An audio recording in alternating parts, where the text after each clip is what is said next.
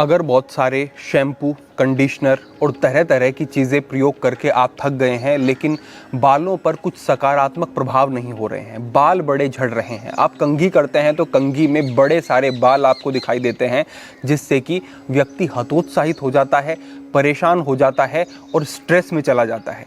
जितनी स्ट्रेस बढ़ती है उतना कोर्टिसोल लेवल बढ़ता है और जितना कोर्टिसोल हार्मोन बढ़ता है ये आपके बालों को और ज़्यादा नुकसान पहुंचाता है। हमें आज इस बात को समझना होगा कि इसका कारण आज एक जो प्रमुख है वो क्या है, और साथ ही हमें कुछ अभ्यास समझने होंगे जो कि इस समस्या में आपको बड़े लाभ देंगे। कुछ ही दिनों में विजिबल रिजल्ट आपको दिखाई देने शुरू हो जाएंगे। देखिए, आपका एक हार्मोन होता है DHT, डिहाइड्रोटेस्टोस्टेरोन। ये हार्मोन यूं तो आपके शरीर के लिए ज़रूरी है और इसको आप टेस्टोस्टेरोन का ही एक शक्तिशाली रूप कह सकते हो, जो कि आपके शरीर में बड़े सारे काम करता है। लेकिन इसकी नेगेटिव साइड ये है कि ये आपके हेयर्स के रिसेप्टर्स से चिपक जाता है और उनको नुकसान पहुंचाना शुरू कर देता है। धीरे धीरे आपके हेयर फॉलिकल्स श्रिंक होने शुरू हो जाते हैं और आपकी हेयर ग्रोथ रुकनी शुरू हो जाती है और बाल टूटने भी लगते हैं। लेकिन इसके लिए आप कर क्या सकते हैं, इसको समझ लें। आप अगर ब्लड का सर्कुलेशन अपनी स्काल्फ की तरफ बढ़ा लेते हैं तो DHT को आपके हेयर फॉलिकल से जुड़ने का, चिपकने का टाइम नहीं मिलता है, वो वहां से फ्लैश आउट एक तरीके से होता रहता है। साथ ही जो ब्लड का सर्कुलेशन आप अपनी स्काल्फ की तरफ बढ़ाते हैं, इससे बालों की तरफ बहुत सारे न्यूट्रिशन, बहुत सारे एंटीऑक्सीडेंट पहुंचने शुरू हो जाते हैं, जो कि आपके हेयर फॉलिकल्स को सुधारने का और बेहतर करने का काम करना शुरू कर देते हैं। तो अगर केवल आप हेयर फॉलिकल्स की तरफ ज्यादा ब्लड का सर्कुलेशन बढ़ा देते हैं तो इससे ही आपको आपके बालों पर बड़े सुधार देखने को मिलेंगे। जो चीजें बाहर से आप लगा रहे हैं वो उतना काम नहीं कर पाएंगी जितना ये अभ्यास आपके लिए काम कर देंगे। और ये ऐसे अभ्यास हैं कि जिनको समस्या है वो ही इनको करें, ऐसा भी नहीं, इनको तो सभी करें और सभी इनसे लाभ लें। इस तरीके से आप समझें।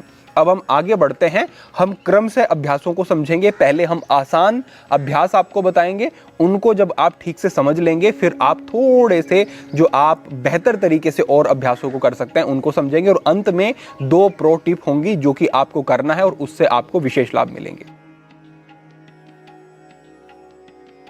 तो यहाँ पे जो पहला अभ्यास आपको करना है वो आपको एक चेयर के साथ करना है। आपके घर पर कोई भी चेयर हो वो आप ले सकते हैं और उससे कर सकते हैं। तो इसमें पहला अभ्यास ये है कि आपको अपनी स्पाइन को स्ट्रेट रखते हुए और हाथों को सामने खींचते हुए आगे की तरफ जाना है। देखिए, होता ये है कि जब आपकी स्पाइन में स्टिफनेस होती है या आपके शोल्डर एरिया में या नेक में स्टिफनेस होती है और आप इन्वर्जन वाले अभ्यास भी करते हैं, या वो अभ्यास जिसमें आपका सर नीचे की तरफ जाता है जिससे स्वाभाविक ब्लड का सर्कुलेशन बढ़ता है, लेकिन क्योंकि आपकी स्पाइन में स्टिफनेस है, नेक में स्टिफनेस है, तो वो ब्लड का सर्कुलेशन ठीक तरीके से आगे फ्लो नहीं कर पाता है और उस स्थिति में स्काल्फ की तरफ उतना ब्लड नहीं पहुंचता है जितना पहुंच सकता है। तो इसके लिए करना क्या है, हमें अपनी स्पाइन को स्ट्रेट रखते हुए इस तरीके से आगे जाना शुरू करना है, कुछ इस तरीके से।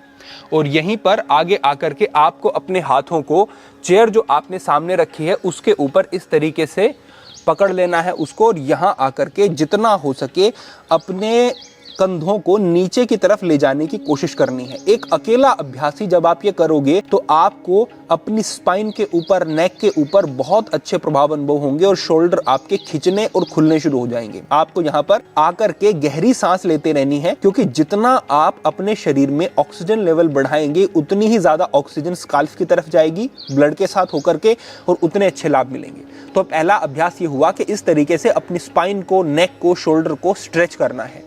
अब ये अभ्यास कर लेने के बाद लगभग 1 से 1.5 मिनट, 2 मिनट तक आप इसमें रुकें। अपने हाथों को आपको नीचे इस तरीके से चेयर के ऊपर ही रख लेना है। थोड़ा सा आप पीछे की तरफ आ जाएंगे और यहाँ आकर के भी आप इस तरीके से अपने शरीर को स्ट्रेच करेंगे। अब यहाँ हम नीचे जैसे हाथों को रखते हैं तो हम थोड़ा और नीचे आते हैं, जिससे कि हमारा सर नीचे की तरफ जाएगा। और जब यहाँ पर आप 1 मिनट, 1.5 मिनट, 2 मिनट तक रुकोगे तो इससे आपको स्पष्ट रूप से ब्लड का सर्कुलेशन आपके चेहरे की तरफ, स्काल्फ की तरफ, सर की तरफ होता हुआ अनुभव होगा। ये हमारा दूसरा अभ्यास हुआ। अब यहीं पर आते हुए आप थोड़ा सा आगे आ जाएं और अपने हाथों को इस तरीके से चेयर के ऊपर रख लें। ये और आसान भी रहेगा और इफेक्टिव भी। और अपने फोरहेड को, जो आपकी चेयर है उसके ऊपर इस तरीके से रख देंगे आप। स्पाइन को स्ट्रेट रखेंगे, हाथ आपके इस तरीके से आपकी चेयर के ऊपर है और फोरहेड को यूं रख करके एक सपोर्ट के साथ आप कर रहे हैं तो बहुत आसान रहेगा। और इसमें आप थोड़ा लंबा भी रुक सकते हैं, इसमें आप 3 मिनट तक भी आराम से रुक सकते हैं, लेकिन एकदम अभ्यास नहीं बढ़ाएंगे, धीरे धीरे जितना आराम से हो वो करते जाएंगे। ये 3 अभ्यास करने के बाद आपको वापस आना है और वापस जहां से शुरू किया था एक बार उसी स्थिति में आप आ जाना और यहाँ आकर के कुछ गहरे सांस आपको लेने हैं। जब आपकी सांसें नॉर्मल हो जाएं, आप थोड़ा सा बीच में ब्रेक ले लें। उसके बाद अगला अभ्यास यानी कि स्टेप 2 की तरफ आपको बढ़ना है। इसमें आपको करना क्या है, इसमें हम पदांगुष्ठ आसन की तरफ बढ़ेंगे। आपने अपनी स्पाइन को थोड़ा स्ट्रेच जो किया और कुछ दिन तक अगर आप लगातार वही अभ्यास करते हैं तो बिल्कुल ठीक है, इससे थोड़ी फ्लेक्सिबिलिटी भी आपकी बढ़ जाएगी और आगे के अभ्यास के लिए आप तैयार होंगे। इससे आगे बढ़ते हुए आपको यूं कमर को सीधा रखते हुए ही आगे की तरफ जाना है और जितना हो सके आराम से आप नीचे की तरफ जाएंगे। आप अपने हाथों को अगर भूमि पर यूं सीधा रख लें अच्छा है, और अगर चाहें तो अपने अंगूठों को इस तरीके से पकड़ सकते हैं। यहाँ पर अनिवार्य नहीं है कि आपको पूरा ही नीचे जाना है या सर को घुटनों से स्पर्श ही कराना है, केवल आप अपने शरीर को ढीला छोड़ें, गर्दन को तानेंगे नहीं, स्पाइन को भी ढीला रखेंगे, कोई ज़्यादा एफर्ट नहीं लगाना है, बस नीचे आकर के कमर को सीधा रखते हुए आपको यहाँ आकर के रुकना है। थोड़ी देर तक यहाँ रुकें, चाहे तो आप इस तरीके से भी यहाँ पर अपने हाथों को रख सकते हैं।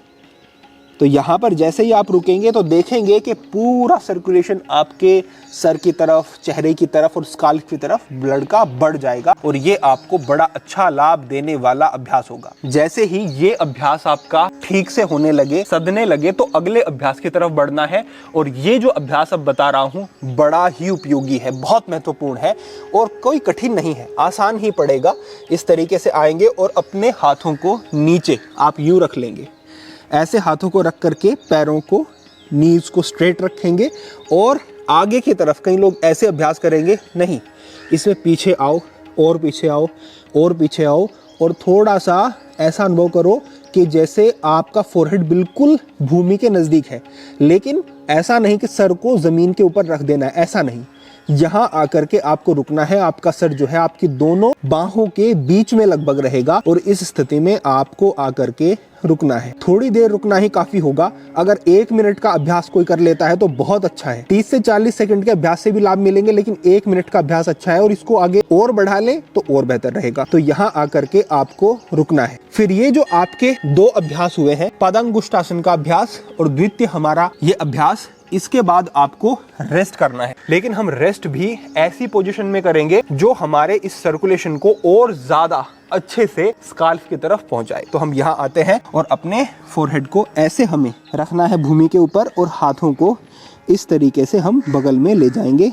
इस तरीके से आप रुकें, चाहे तो इस तरीके से भी पीछे आ सकते हैं, लेकिन थोड़ा सा आगे अगर हम रहते हैं और यहाँ इस स्थिति में रुकते हैं तो और ज़्यादा हमें ब्लड का सर्कुलेशन स्काल्प की तरफ जाता हुआ अनुभव होगा। फिर यहाँ थोड़ी देर रुकने के बाद आप फिर से एक बार और इसी पूरे चक्र को दोहरा सकते हो। यानी कि प्रथम चरण में जो चेयर के साथ हमने 3 अभ्यास किए हैं वो आप कर लो और फिर से इन 3 अभ्यासों को दोहरा लो। यानी कि 3-3 ये 6 आसनों का एक सेट है। शुरुआत में बिगनर्स के लिए वो अपने शरीर को साध लें, स्ट्रेच कर लें, और दूसरा फिर ये आप जब थोड़ा सा अच्छा अनुभव करने लगे और स्टिफनेस जाने लगे तो 3 ये अभ्यास करें, बड़े लाभ इससे ही आपको मिलेंगे। साथ ही 2 बातों का आप और ध्यान रख लें, अपनी सांस को थोड़ा सा गहरा करना शुरू करें। दिन भर में थोड़ा सा अवेयर रहें अपनी सांसों की तरफ, क्योंकि हमारी सांसें इतनी छोटी हो गई हैं कि अपने लंग्स का हम ऊपरी हिस्सा ही प्रयोग करते हैं। लोअर लोब तक हमारी सांस नहीं जा पाती है, जहां पर ज्यादा ब्लड होता है और जहां से ज्यादा ऑक्सीजन हमारे ब्लड में जा सकती है, वहां तक प्राणवायु जा ही नहीं रही है क्योंकि सांस बहुत छोटा है। तो दिन भर अवेयर रहें कि रुक रुक करके बीच में आप 10-15 गहरी सांस अगर ले लेते हैं और ये अभ्यास बना लेते हैं तो बहुत अच्छा ये आपके लिए रहने वाला है। दूसरी बात यह है कि आपको अपने सर में मालिश करनी है। अगर आप सर में मालिश करते हैं 3 से 4 मिनट तक, अधिकतम 5 मिनट तक, तो इससे ही ब्लड का सर्कुलेशन स्काल्फ की तरफ बहुत बेहतर होने लगता है। आपके हेयर फॉलिकल्स हेल्दी होने शुरू हो जाते हैं और बालों की जड़ें मजबूत होने लगती हैं।